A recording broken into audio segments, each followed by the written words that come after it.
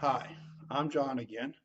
We just finished a floodplain class down here in Columbia, and there was a big discussion today about actually who was responsible for the floodplain and jurisdictions.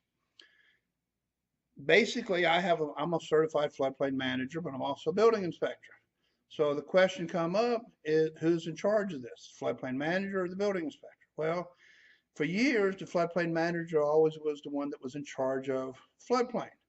And we, as us as inspectors and building officials, look toward them to make sure that it met flood codes. Well, if you haven't noticed in Chapter 3 of the Residential Code in the last couple code cycles, flood has slowly but surely did what?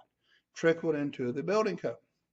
If you look in the back of Chapter 3, there's a whole section back there, and it grows every time the new code book comes out and talks about A zones and V zones and basically equalizing pressure between the inside and outside in A zones, breakaway walls, and V zones.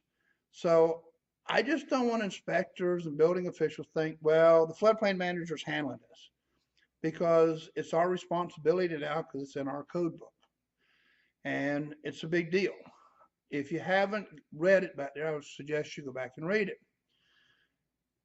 I have heard over the years that, especially in Florida, that a lot of jurisdictions now are wanting their building officials to become floodplain managers. I think that's a good thing. It's not an ICC exam, it's from the Floodplain Managers Association. I've been one for several years, and it's a closed book test. It's a little bit different than what we take with ICC exams, but it's a doable thing.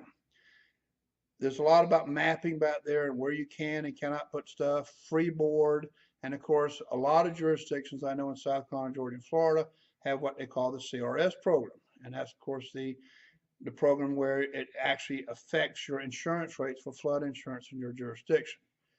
And I know ISO is looking more and more toward the building officials actually taking care of some of this because who sees it in the field?